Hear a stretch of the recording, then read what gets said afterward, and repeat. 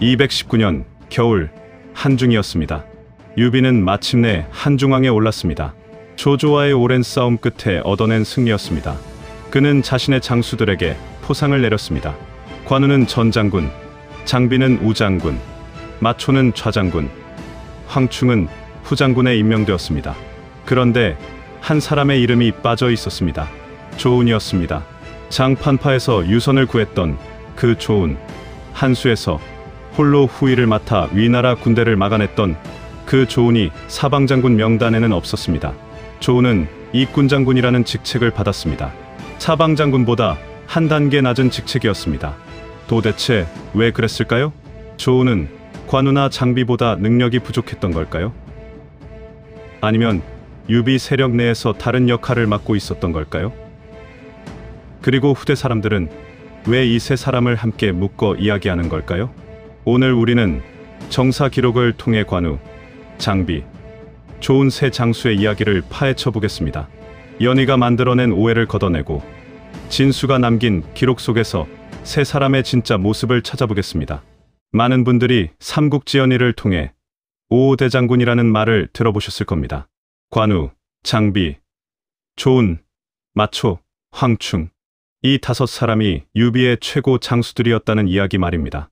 그런데 이 오호대장군이라는 칭호, 실제 역사에는 없었습니다. 소설 삼국지연의에서 만들어낸 설정이었습니다. 나관중은 한중왕 즉위 장면에서 유비가 다섯 장수에게 동등한 칭호를 내렸다고 묘사했습니다. 그런데 실제 정사 기록은 달랐습니다. 진수의 삼국지는 이렇게 전합니다. 219년 유비가 한중왕에 오르자 관우를 전장군으로, 장비를 우장군으로, 마초를 좌장군으로, 황충을 후장군으로 임명했다고 말입니다. 사방을 담당하는 4명의 장군이 임명된 것이었습니다. 조운의 이름은 이 명단에 없었습니다. 조운은 이군장군이라는 자포장군직을 받았습니다. 사방장군보다 낮은 직책이었습니다. 그는 중호군이라는 직책도 겸임했는데 이는 황실과 임금을 지키는 친위대를 지휘하는 역할이었습니다. 그렇다면 왜 후대 사람들은 이 세 사람을 함께 이야기할까요?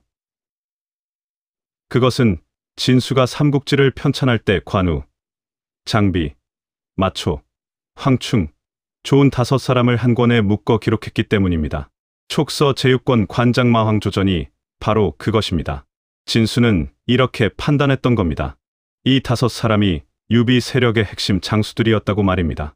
비록 관직의 높낮이는 달랐지만 다섯 사람 모두 촉한을 세우는 데 없어서는 안 될 인물들이었다고 평가한 것입니다. 그렇다면 관우, 장비, 조운 세 사람은 실제로 어떤 장수들이었을까요? 진수는 이들을 어떻게 평가했을까요? 그리고 세 사람의 역할은 어떻게 달랐을까요? 지금부터 하나씩 살펴보겠습니다. 이야기는 2세기 말로 거슬러 올라갑니다. 한 나라는 무너지고 있었습니다. 황건적의 난이 일어났고 동탁이 낙양을 불태웠습니다. 군벌들이 각지에서 할거했습니다. 백성들은 전쟁과 기근 속에서 신음했습니다. 이 혼란 속에서 유비라는 한 사람이 있었습니다. 황실의 후예를 자처했지만 실제로는 아무것도 가진 게 없는 한 명의 군인이었습니다. 그가 가진 것이라곤 2명의 동지뿐이었습니다. 관우와 장비였습니다. 두 사람은 유비의 가장 초기부터 함께한 동지들이었습니다. 연희는 이들이 도원에서 의형제를 맺었다고 묘사하지만 정사에는 그런 기록이 없습니다. 다만 유비가 관우와 장비를 형제처럼 대했고 두 사람이 유비를 주군으로 섬겼다는 기록만 있을 뿐입니다. 관우와 장비는 유비가 아무것도 없을 때부터 그를 따랐습니다. 유비가 공손찬 밑에 있을 때도, 도겸에게 의지할 때도, 조조에게 몸을 맡길 때도 두 사람은 유비 곁을 지켰습니다. 물론 200년경 관우가 잠시 조조 휘하에 머물렀던 일은 있지만 그것도 유비와 다시 합류하기 위한 과정이었습니다. 조운은 조금 다른 경로로 유비를 만났습니다. 조운은 원래 공손찬 휘하에 있던 장수였습니다. 191년경 공손찬이 원소와 싸울 때 조운도 공손찬군에 속해 있었습니다.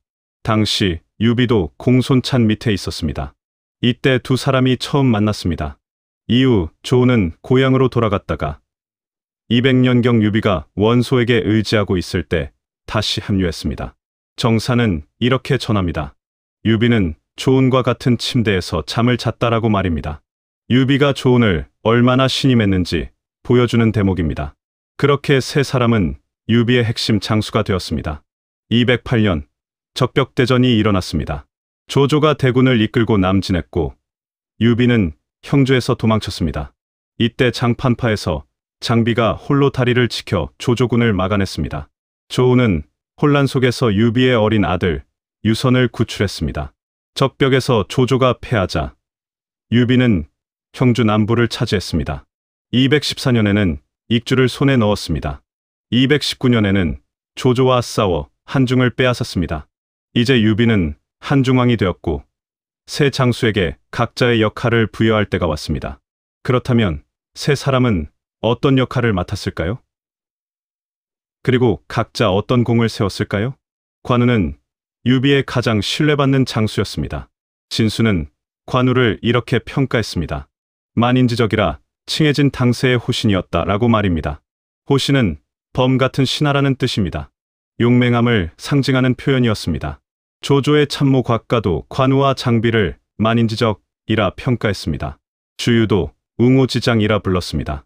당대 사람들이 모두 인정한 뛰어난 장수였던 겁니다. 관우의 가장 유명한 전공은 200년 백마 전투였습니다. 당시 조조는 원소와 싸우고 있었습니다. 원소가 대장 알량을 보내 백마를 공격하자 조조는 장류와 관우를 선봉으로 사마이를 맞게 했습니다. 정사는 이렇게 기록합니다. 관우는 알량의 깃발을 멀리서 보고 말을 채찍질에 달려갔습니다.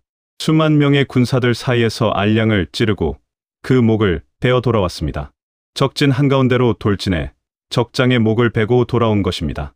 정사 삼국지에서 이렇게 구체적으로 1대1 전투가 기록된 경우는 극히 드뭅니다. 관우의 무용이 얼마나 뛰어났는지 보여주는 대목입니다. 관우는 전투 능력뿐 아니라 독립적인 지휘관으로서도 능력을 인정받았습니다. 208년 적벽대전 이후 유비는 형주 남부를 차지했습니다.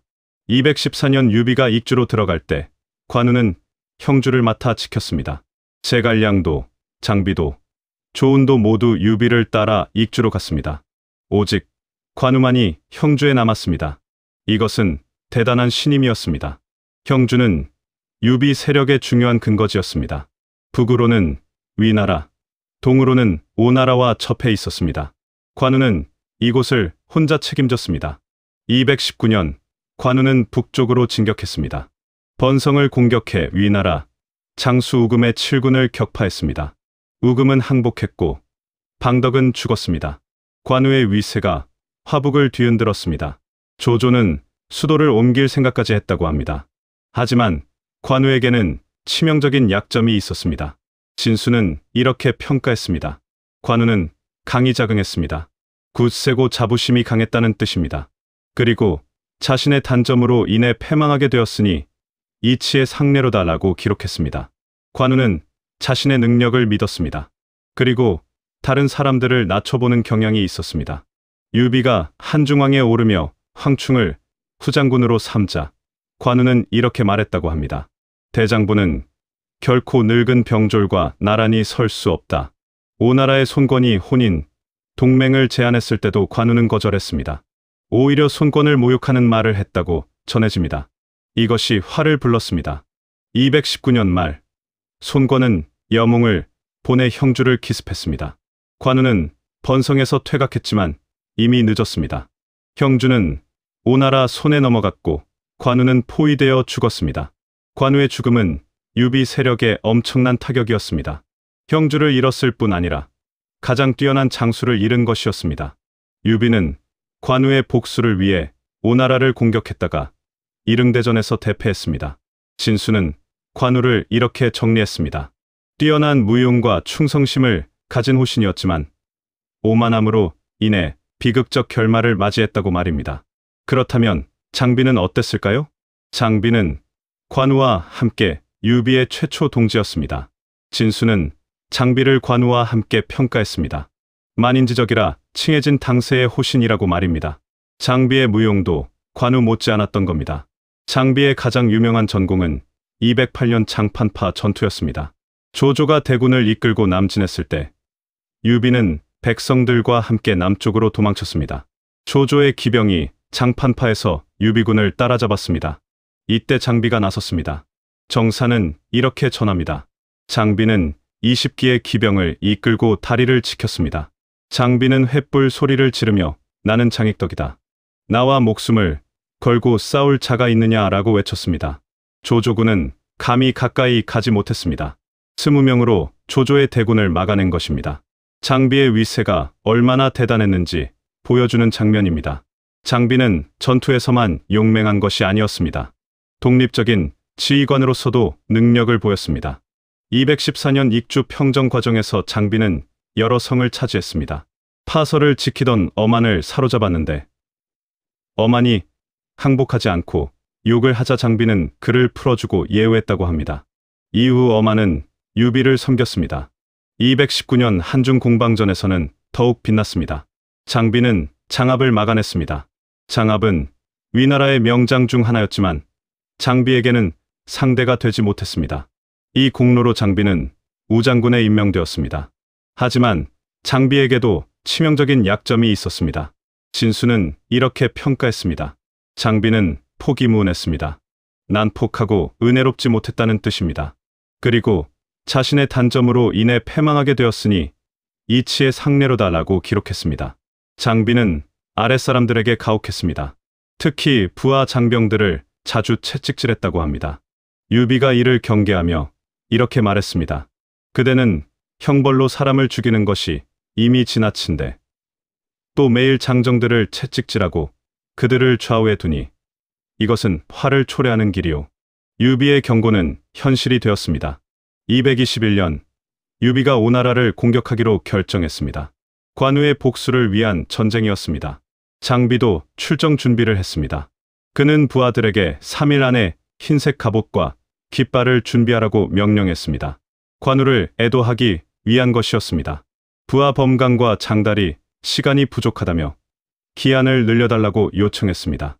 장비는 화를 내며 두 사람을 채찍으로 때렸습니다. 내일까지 만들지 못하면 목숨이 없을 줄 알아라 고 위협했습니다. 그날 밤 범강과 장달은 장비를 죽였습니다. 두 사람은 장비의 머리를 가지고 오나라로 도망쳤습니다. 장비의 죽음도 유비 세력에 큰 타격이었습니다. 관우에 이어 또 한 명의 핵심 장수를 잃은 것이었습니다. 진수는 장비를 이렇게 정리했습니다. 뛰어난 무용을 가진 호신이었지만 가혹함으로 인해 비극적 결말을 맞이했다고 말입니다. 그렇다면 조우는 어땠을까요? 조우는 왜 사방장군에 포함되지 못했을까요? 조우는 관우나 장비와는 다른 경로로 유비를 만났습니다. 조우는 191년경 공손찬 휘하에 있을 때 유비를 처음 만났습니다. 이후 고향으로 돌아갔다가 200년경 유비가 원소에게 의지하고 있을 때 다시 합류했습니다. 정사는 유비는 조은과 같은 침대에서 잠을 잤다고 전합니다. 조은의 가장 유명한 전공은 208년 장판파 전투였습니다. 조조군이 유비군을 추격할 때 혼란 속에서 유비의 처자가 흩어졌습니다. 조은은 홀로 적진으로 들어가 유비의 아들 유선을 구출했습니다. 정사는 간략하게 이렇게 전합니다. 조은이 유선을 안고 돌아왔다고 말입니다. 소설 삼국지연의는 이 장면을 극적으로 각색했습니다. 조은이 100만 대군 속을 종횡무진하며 수십 명의 적장을 베었다는 식으로 묘사했습니다. 하지만 정사의 기록은 훨씬 간결합니다. 다만 조은이 목숨을 걸고 유선을 구했다는 사실만 기록되어 있습니다. 유비는 조은에게 이렇게 말했다고 합니다. 조은의 몸은 모두 담으로 되어 있다. 온몸이 간담으로 이루어져 있다는 뜻으로 용맹함을 극찬한 것입니다. 219년 한중 공방전에서도 조은은 활약했습니다. 한수에서 조은은 홀로 후위를 맡았습니다. 조조군이 추격해왔지만 조은은 침착하게 대응했습니다. 조은의 진영에 도착한 조조군은 너무나 조용한 것을 보고 복병이 있지 않을까 의심했습니다. 조은은 그때 북을 치고 쇠뇌를 쏘아 적군을 공격했습니다. 놀란 조조군은 혼란에 빠져 도망쳤고 많은 병사들이 한수에 빠져 익사했습니다. 유비는 다음 날 전장을 시찰하며 조은을 칭찬했습니다. 이때부터 조은을 호위장군이라 불렀습니다. 조은의 역할은 관우나 장비와 달랐습니다. 관우는 형주를 독립적으로 통치했습니다. 장비는 익주 평정과 한중 공방전에서 독립부대를 이끌었습니다. 하지만 조우는 주로 유비의 측근에서 활동했습니다. 조우는 유비의 가족을 보호하는 역할을 자주 맡았습니다. 장판파에서 유선을 구한 것도 그렇고 제갈량이 동호에 갔을 때 호위한 것도 조운이었습니다. 조운의 마지막 직책인 중호군도 황실과 임금을 지키는 친위대를 지휘하는 역할이었습니다. 진수는 조운을 이렇게 평가했습니다. 황충과 함께 유비의 조화가 되었다고 말입니다. 조화는 발톱과 이빨이라는 뜻으로 주군의 오른팔이라는 의미였습니다. 한고조, 유방의 명장 하우영에 비유하기도 했습니다. 그리고 진수는 조운에 대해 부정적인 평가를 하지 않았습니다. 관우의 오만함이나 장비의 가혹함과 같은 성격적 결함을 지적하지 않은 것입니다. 실제로 조운은 다른 사람들에게 순우하고 후덕하다는 평가를 받았습니다. 위험을 무릅쓰고 주군에게 직언을 하거나 백성들을 보호하려 노력한 기록들이 남아 있습니다. 조우는 234년까지 살았습니다. 관우는 219년에, 장비는 221년에 죽었습니다. 조우는 제갈량의 북벌에도 참여했고 1차 북벌에서는 패했지만 병력 손실을 최소화하며 퇴각했습니다. 261년 후주 유선은 조운에게 순평우라는 시호를 추서했습니다. 관우, 장비, 마초, 방통, 황충과 함께 시호를 받은 것입니다. 촉한에서 시호를 받은 사람은 극히 적었습니다. 조운이 촉한에서 얼마나 중요한 인물로 인정받았는지 보여주는 대목입니다. 그렇다면 세 사람 중 누가 최고였을까요? 관우, 장비, 조운 세 사람을 단순히 비교하기는 어렵습니다. 왜냐하면 세 사람의 역할이 달랐기 때문입니다. 먼저 관직을 살펴보겠습니다. 219년 한중왕 즉위 당시 관우는 전장군이 되었습니다. 가절월이라는 특권도 받았는데 이는 전시에 황제를 대신해 장수를 참수할 수 있는 권한이었습니다. 장비는 우장군의 가절을 받았습니다. 조우는 이군장군 겸 중호군이었습니다. 사방장군은 한나라 때 가장 높은 장군직 중 하나였습니다. 조운의 이군장군은 자포장군으로 사방장군보다 한 단계 낮았습니다. 관직만 보면 조운이 관우, 장비보다 낮은 것이 맞습니다. 하지만 역할을 보면 이야기가 달라집니다. 관우는 형주를 독립적으로 통치했습니다. 북으로는 위나라와 동으로는 오나라와 접한 최전선이었습니다. 외교, 군사, 행정을 모두 책임졌습니다. 독립지휘관이자 지역 통치자였던 겁니다. 장비도 독립부대를 이끌었습니다. 익주 평정과 한중 공방전에서 자신의 군대를 지휘했습니다. 관우처럼 지역을 통치하지는 않았지만 전장에서는 독립적으로 작전을 수행했습니다. 조우는 다른 역할을 맡았습니다. 주로 유비의 측근에서 활동했습니다. 유비의 가족을 보호하고 중요한 임무를 수행했습니다. 마지막 직책인 중호군은 황실 친위대를 지휘하는 역할이었습니다. 세 사람의 역할을 정리하면 이렇습니다. 관우는 독립지역사령관이었습니다. 형주라는 거점을 맡아 군사, 외교, 행정을 모두 책임졌습니다. 가장 큰 자율권을 가진 장수였습니다. 장비는 독립야전사령관이었습니다. 자신의 군대를 이끌고 전장을 누볐습니다. 한중 공방전에서 장압을 물리친 것이 대표적입니다. 조우는 중앙근위 사령관이었습니다. 유비와 황실을 가까이에서 보호했습니다. 전장에서도 유비의 측근에서 활동했고 최후에는 친위대를 지휘했습니다. 진수는 이 세 사람을 어떻게 평가했을까요? 관우와 장비에 대해서는 만인지적이라 칭해진 당세의 호신이라고 평가했습니다. 그리고 국사에 풍모가 있었다고 덧붙였습니다. 국사는 나라를 대표하는 선비라는 뜻입니다. 하지만 동시에 두 사람의 결함도 지적했습니다. 관우는 강의자긍하고 장비는 포기무운하여 자신의 단점으로 인해 패망하게 되었다고 기록한 것입니다. 조운에 대해서는 유비의 조화라고 평가했습니다. 그리고 한고조, 유방의 명장, 하우영에 비유했습니다.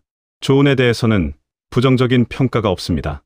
진수는 조운을 관우, 장비, 마초, 황충과 함께 한 권에 묶었습니다. 이것은 조운도 이 네 사람과 나란히 설 만한 인물이라고 판단했다는 뜻입니다. 그렇다면 세 사람 중 누가 최고였을까요? 역사는 단순한 답을 주지 않습니다. 관우는 형주를 홀로 지키며 번성에서 우금의 7군을 격파했습니다. 독립지휘관으로서 가장 큰 성과를 거둔 사람이었습니다. 하지만 오만함으로 인해 형주를 잃었고 죽음을 맞이했습니다. 장비는 장판파에서 20기로 조조의 대군을 막아냈습니다. 한중 공방전에서는 장압을 물리쳤습니다. 전투에서 가장 맹렬했던 장수였습니다. 하지만 가혹함으로 인해 부하들에게 살해당했습니다. 조우는 장판파에서 유선을 구했고 한수에서 홀로 후위를 맡아 조조군을 막아냈습니다. 유비와 황실을 가장 오랫동안 보호한 사람이었습니다. 성격적 결함 없이 오래 살며 촉한을 지켰습니다. 세 사람은 각자의 역할이 달랐습니다. 관우는 독립지역을 통치할 수 있는 능력과 판단력을 가진 사령관이었습니다. 장비는 전장을 누비며 적을 격파하는 야전 지휘관이었습니다. 조우는 주군을 가까이에서 보호하며 중요한 임무를 수행하는 근위 사령관이었습니다. 유비 세력은 이 세 사람 모두가 필요했습니다. 형주를 맡길 수 있는 관우, 한중에서 장압을 물리칠 장비, 유비의 곁을 지킬 조은.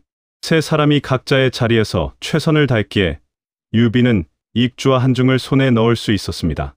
진수가 5사람을 한 권에 묶은 이유도 바로 이것이었습니다. 관직의 높낮이가 아니라 촉한을 세우는 데 없어서는 안 될 핵심 인물들이었기 때문입니다.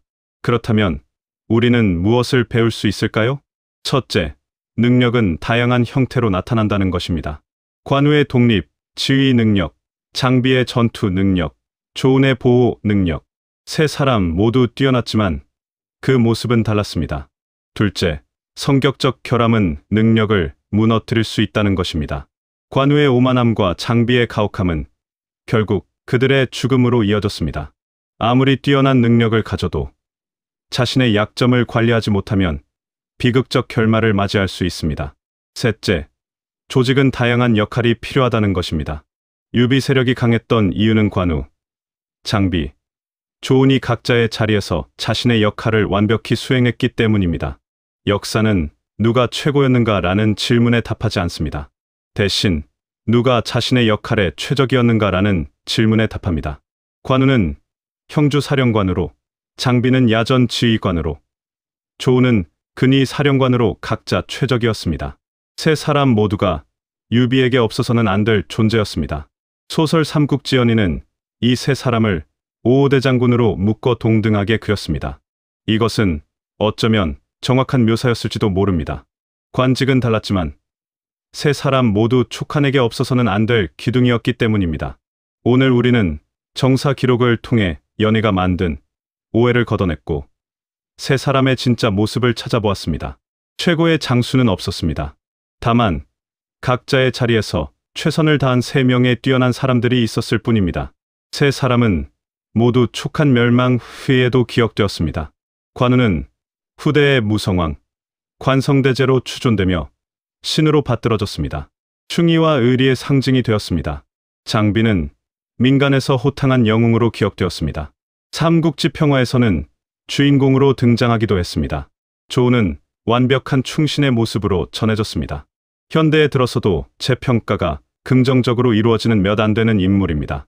세 사람 모두 각자의 방식으로 역사에 이름을 남겼습니다. 그리고 오늘날까지도 많은 사람들이 이 세 장수의 이야기를 나누고 있습니다. 오늘 영상은 여기까지입니다. 끝까지 시청하셨다면 좋아요와 구독을 눌러주세요. 여러분의 구독이 더 많은 콘텐츠를 만드는 힘이 됩니다. 다음에 더 좋은 내용으로 찾아뵙겠습니다. 감사합니다.